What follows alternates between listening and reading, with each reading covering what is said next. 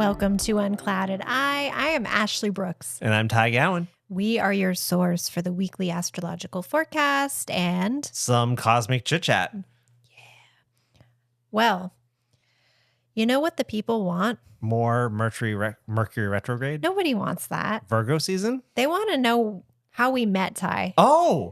Oh my gosh. We've never told this story. Okay. So let me hear your version, because my version was the new kid at school showed up. Yeah. Okay. So let me take you back. It was the early 2000s. I don't even want to say the exact year. It's going to date us, but That's fine. whatever. I don't care. Okay. It's 2001. All right. It's 2001. Y2K has just happened. We survived. All right. We are both entering high school. I had just moved to a new town that summer and I didn't know anybody and I was nervous. I was starting the first day of school. I get on the school bus and I'm looking around and there's no free seats. I have to pick somebody to sit next to. That's right. And there's just, there's an eclectic cast of characters on this bus. And then I see Ty and he looked a lot like Harry Potter. I knew you were going to say that. I'm sorry. It's just the glasses. It was just the glasses. Glasses really. that took over my whole face. Yeah. Bowl cut. Yeah. Okay. Yeah. So there are a couple things. And, at that point I was, I think the first movie had just come out and I was like, oh, that seems friendly. Like that seems like a friendly guy. Like I'll go sit next to him. And I remember being like, oh my God, the new kid sat next to me. What does this mean? What do I do? All social anxiety, full send. I mean, I had it too. I was in a completely new environment. And then, I quickly became friends with a lot of you on the bus. And then, cue like 23 years later and we're all still friends. So I'm glad that you said no to me when I asked you to homecoming. Oh, I can't believe you're bringing that one up. Things could have gone so much differently, I mean, yeah, like we might not be friends anymore. That's right. That could have just been like a really bad date and then that's it. I prefer this. Yeah, this that was ninth grade was a wild time. It was a wild time. I would never. How much money would somebody have to pay you to relive ninth grade? It would be astronomical. You can like return to your body afterward, but you have to go back and relive the entirety of ninth grade and then you can come back. I've had a horror dream before, like recurring, and the reason why I think it's so scary is because it seems like logical. Yeah. Of that, like we live in a world where I think it was like when I have this dream, it's every 15 years you have to, like, the world gives you 1 year off to continue your education, but you have to go back to your hometown and go back and spend 1 year in your high school every 15 years with your graduating class. Whoa. And so these dreams are so That's such a tense. specific rule. Yeah, it's so crazy and it's so like, I don't know, whenever I have this dream, it's always breaks down to having to do another sport. And like in the dream, you have to pick one for the year that you're redoing your school. And I'm terrified about failing math again as an adult. Yep. And I'm terrified about having to like join the football team or something like that. And been watching too much Riverdale. That's probably what it is watching adult actors on Riverdale. Yeah. No, I have dreams a lot that I'm back at high school too. And I realize that I haven't been going to my classes all semester. I don't know what my schedule is. I don't remember my combination to get into my locker. I'm just like overwhelmed and lost. And then sometimes I'll remember, oh, wait, I already graduated. And then I can leave and it's really nice. But then other times it's just very stressful. You know what?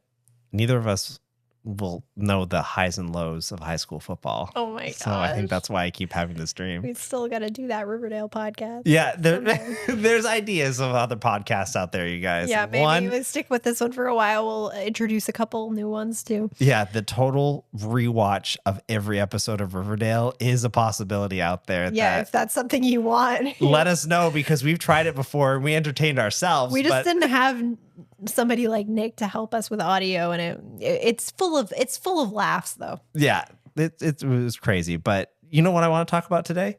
What?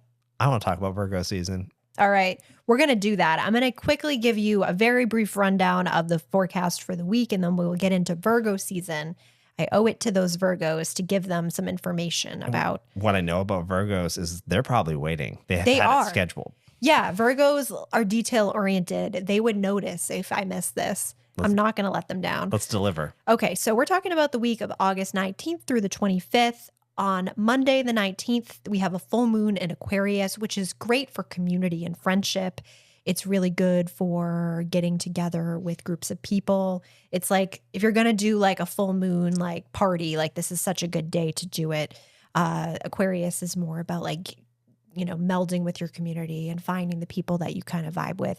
It's also really great for charity work, donations, anything to do with like humanitarian energy. I'm down with Aquarius. Yeah, for this sure. Could be the age of Aquarius. We're entering it. Some astrologers say we are like right on the cusp of that. So, really? yes. It's imminent. It feels like a better zone. Yeah, it absolutely is. They've been singing about it since the 60s. Jupiter is also squaring Saturn on Monday the 19th, which is a pretty big transit. This one has been building for the last week or two and will continue to feel through the rest of August and into early September. This one's going to make us feel like we don't want to do any work.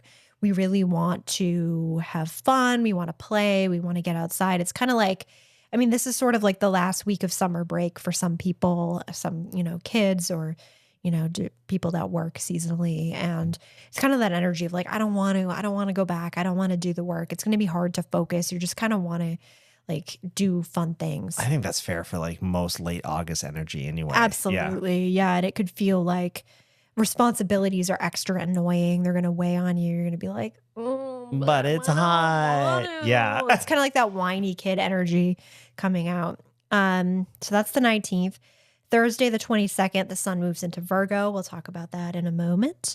And Venus is also squaring Mars, which could potentially create some disagreements. It's like more conflict and more people willing to like talk about the conflict. So it's not like going to be passive aggressive. It's like, no, I'm not going to let you slide with that. Like, let's get into it. Let's get into it. So it's for people who don't like conflict, it might be tricky, but it could clear the air of some things. Okay. And then Saturday, the 24th, we have Mars sextile Mercury, and Mars is also sextiling Chiron as well, your friend, which is good for physical healing, good for healing the physical body, being in touch with your own physical body, like feeling like what's out of alignment, what needs to be focused on.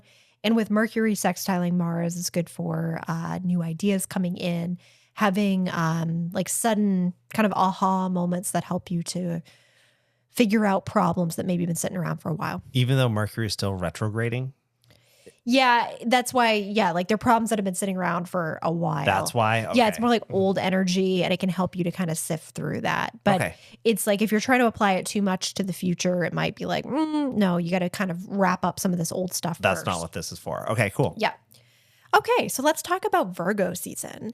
Virgo starts August 23rd this year, goes till September 23rd. And, those days can sometimes be 1 or 2 days off depending on the year, just with the way that the calendar year is set up. And well, we leap year this year. We did. Leap year? We leap-yeared. Leap-yeared? How would you?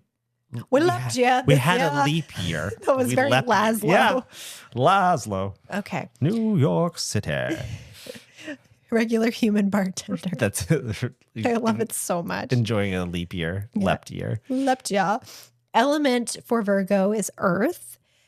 They are a mutable sign, so they end a season. So here in the Northern Hemisphere, they end summer. So on September 23rd, we're going to have our autumnal equinox. And down under in the Southern Hemisphere, it is ending winter for them. So it'll bring them to their vernal equinox. Congratulations, you guys. You've survived. Yeah, you're making it. You're almost out. Their ruling planet is Mercury, but I also attribute Chiron to them in a modern sense. So they do share Mercury with Gemini, but I do find that they have a very chironic. Don't you think? A little bit chironic. Yeah, so there is a Chiron energy because they do rule over like healthcare and healing as well. So I kind of attribute Chiron to them. Okay. There might be other astrologers that feel that way, but technically their ruling planet is Mercury. They are very logical and detail-oriented as well. Their symbol is the Virgin, which, okay. Some of us have animals. They've got a virgin. A virgin. Okay, cool. Yeah. More power to you. Their opposite sign is Pisces. So Pisces is very head in the clouds, ethereal, just kind of big picture, sort of, dreamy energy, whereas Virgo is more like organized, detailed, observant. So opposites. Their day of the week that they rule over is Wednesday. Animals that they rule over are small domestic pets. So less like cats and dogs, more like, like rodents and like lizards, just any like small creatures that have like little habitats. Hmm.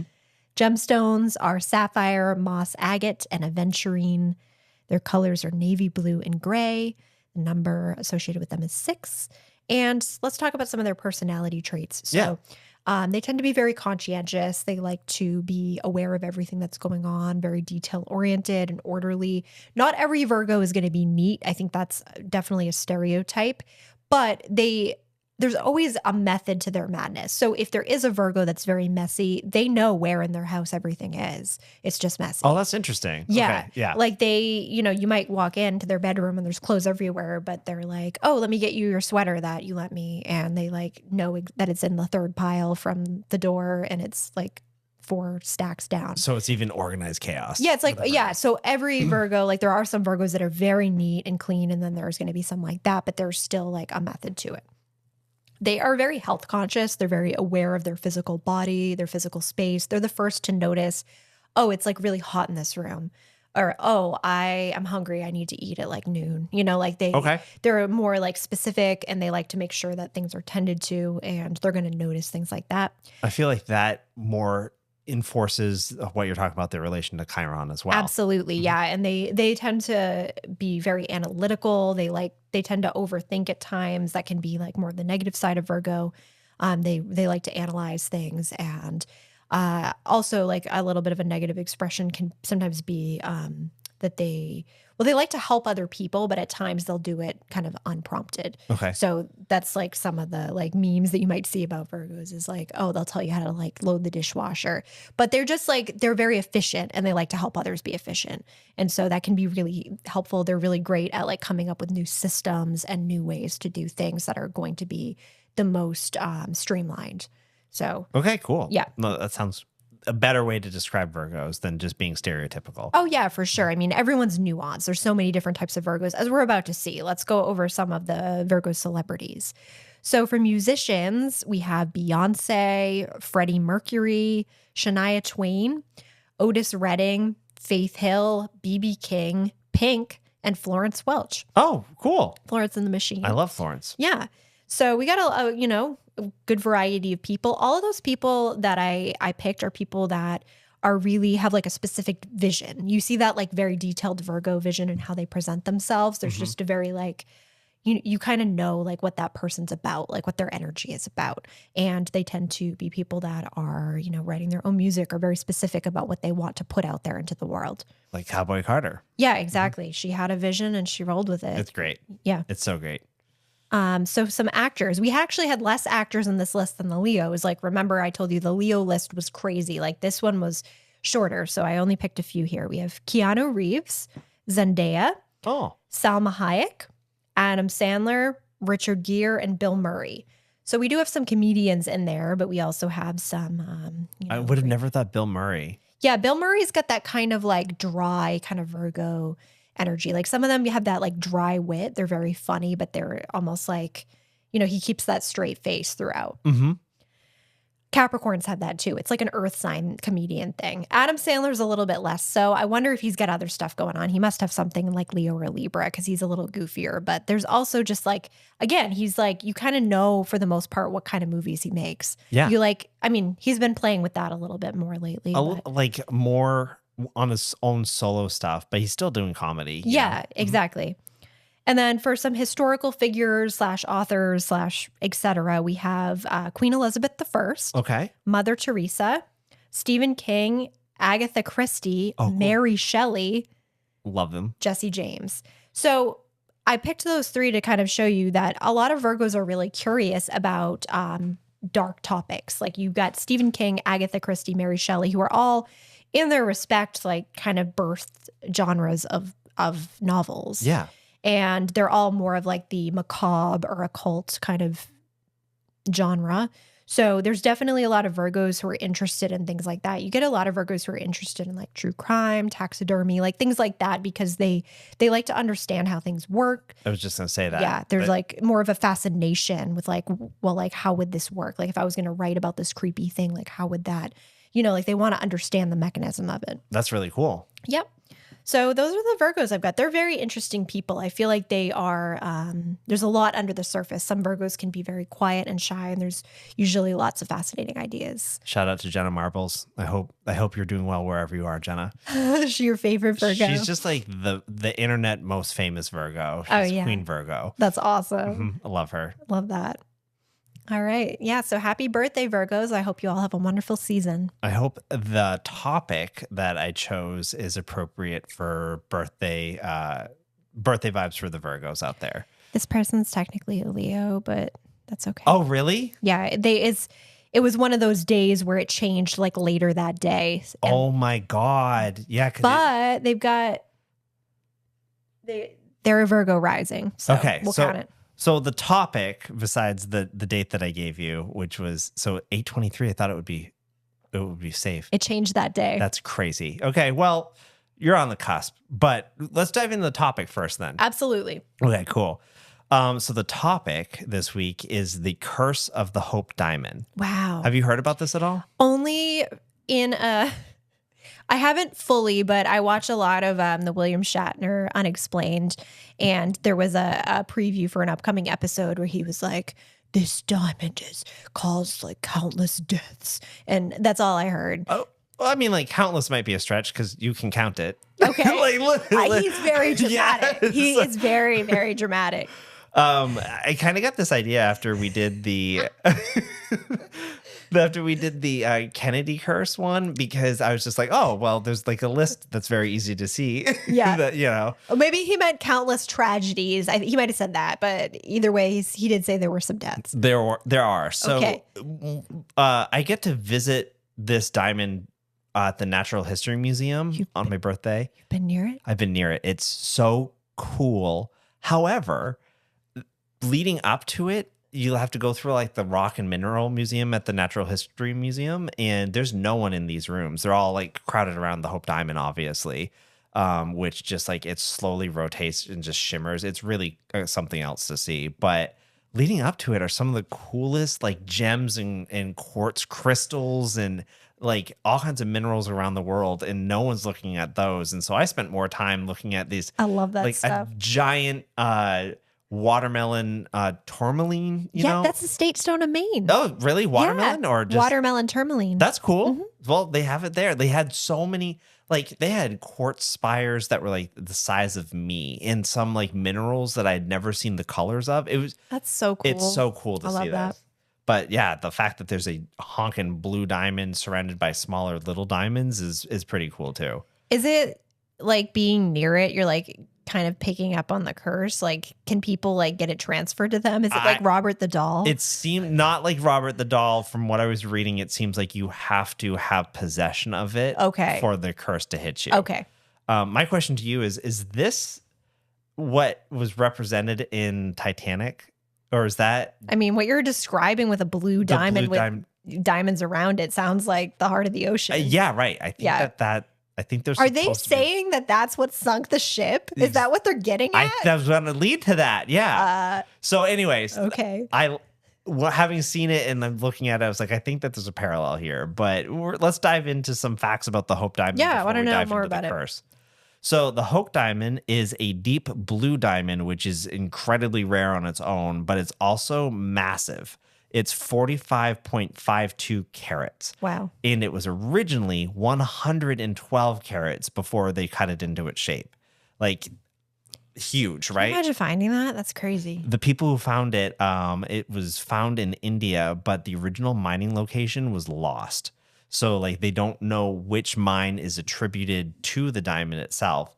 But what is known is that it was found in 1642, which is way older than I thought. I didn't know that either. And a French merchant named Jean-Baptiste Tavernier, I think that's how you pronounce it. I apologize to everyone this episode when I'm trying to, I literally looked up all these pronunciations.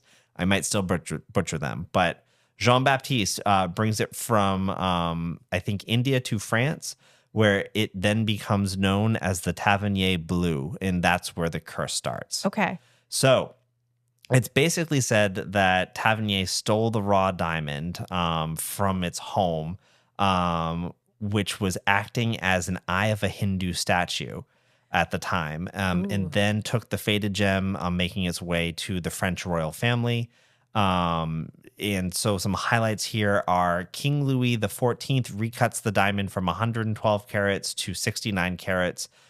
He shortly thereafter dies of gangrene.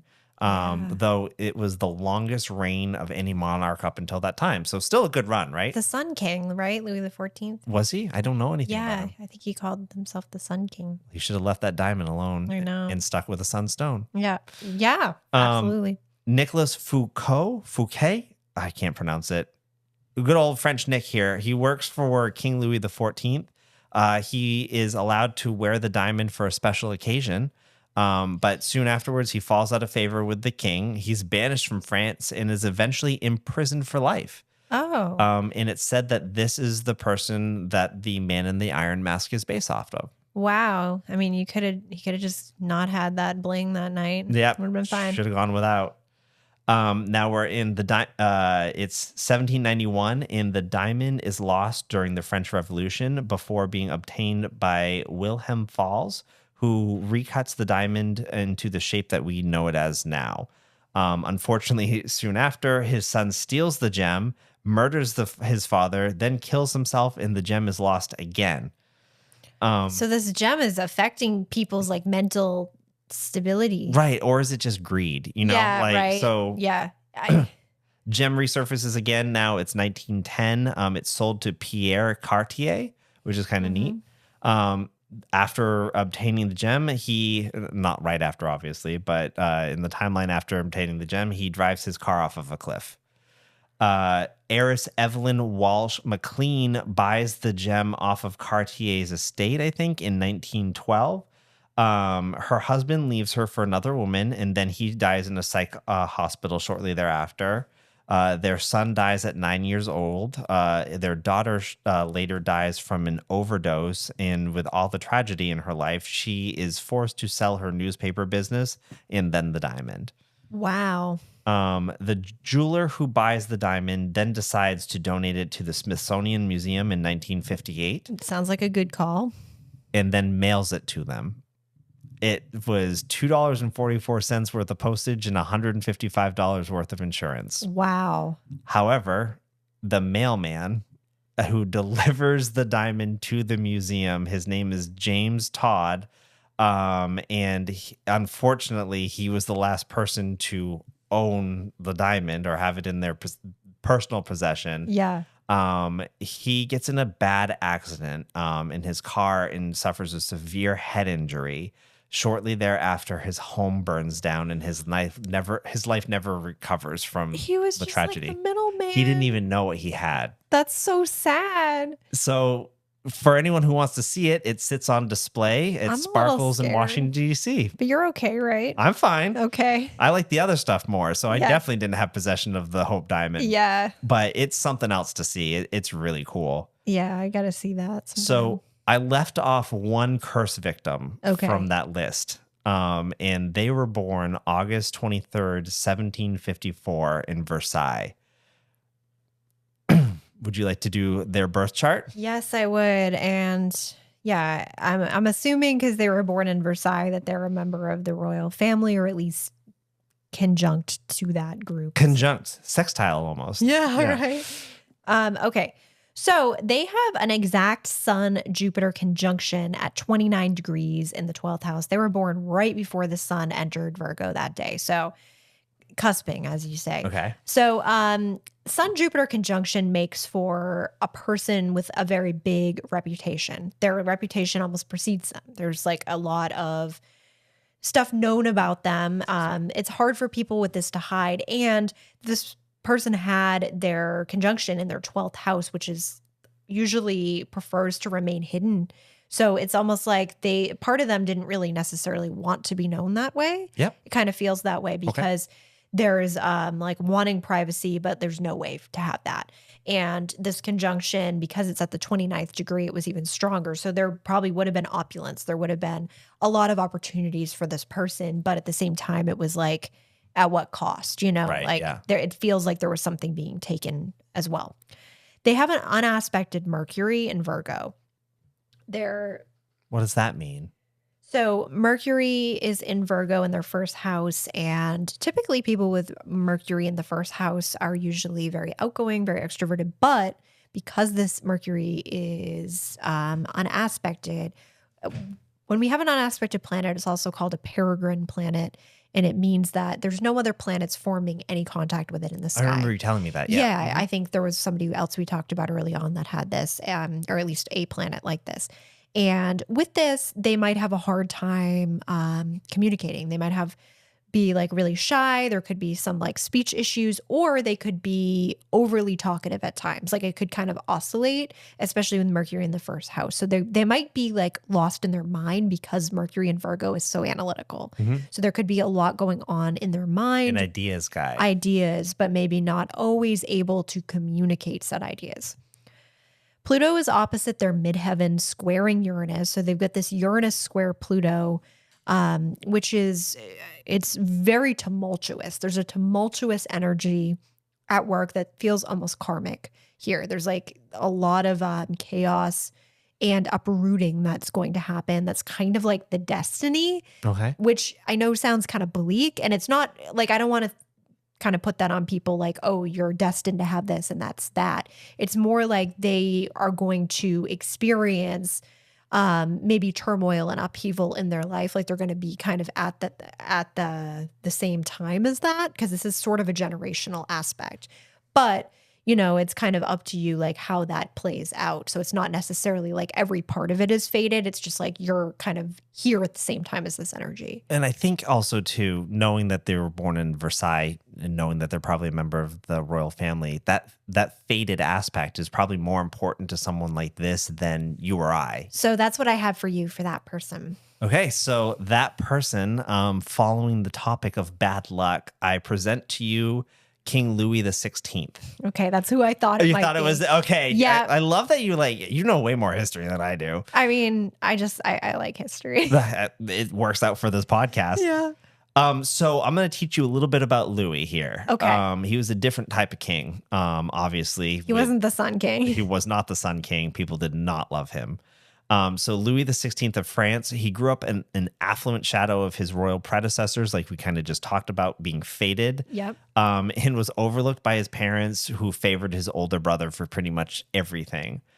He loved math and cartography, but was also very interested in the humanities while he was attending school, which is why, unfortunately, it participated in some of his downfall, because through the humanities, he discovered the Great Enlightenment.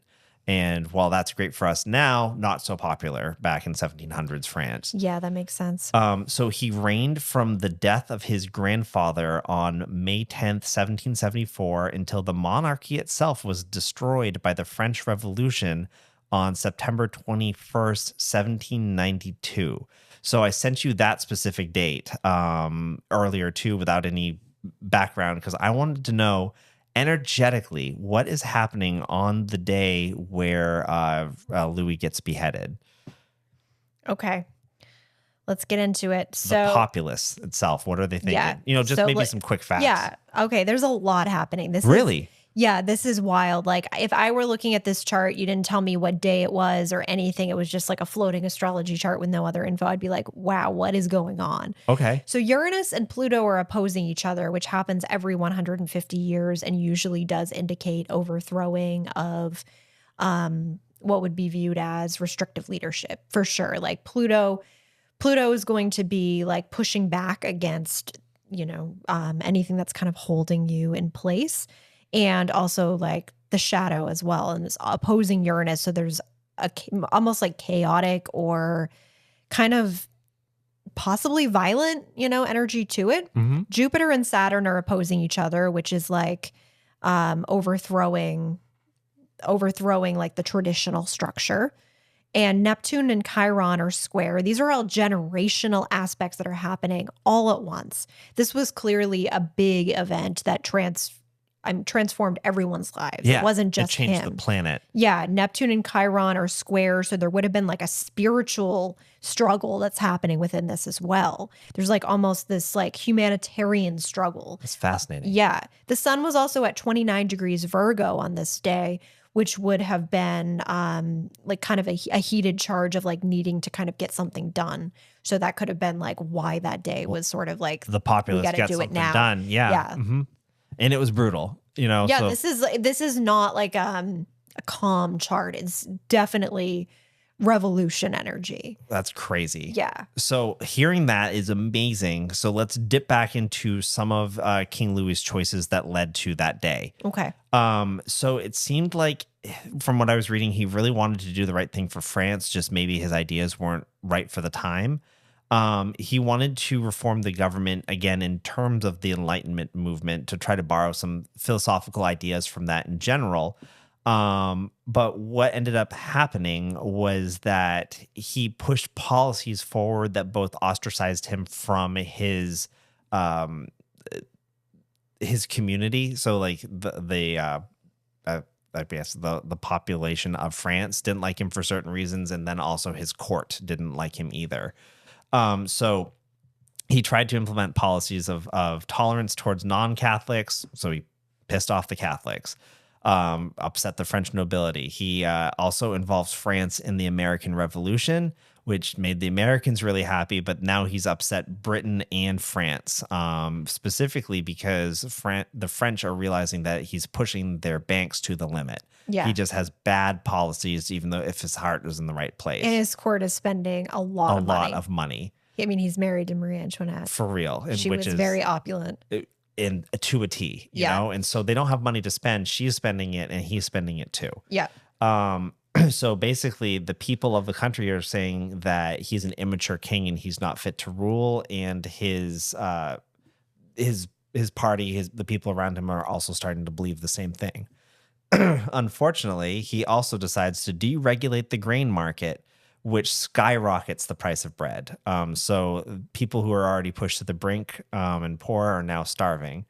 Adding on to the fact that they don't have their bread, 1775 is a particularly bad harvest.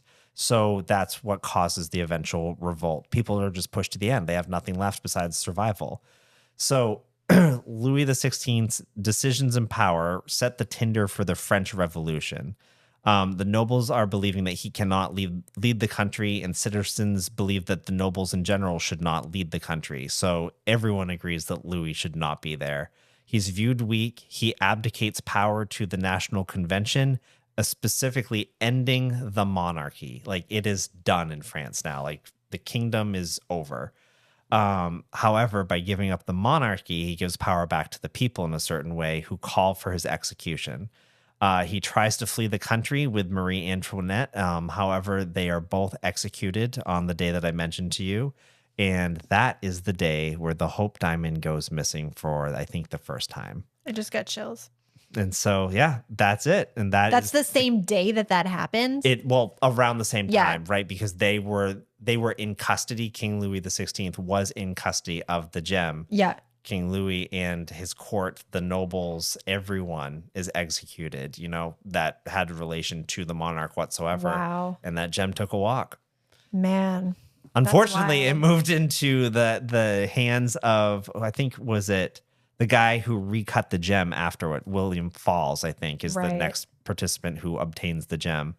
So it continues its path of destruction ever since. Oh. And now it sits safely in a museum. I'm glad that it's kind of protected. But it's crazy though, right? It's just like, again, literally anyone who touches this beautiful thing is just... I wonder how the directors of the museum are doing. Well, I found a picture of it, of them accepting it, and it very much seemed public, informal, and it's been in that area since 1950, which that's priceless artifact. Like, I cannot even imagine the value of that. Yeah, that's wild.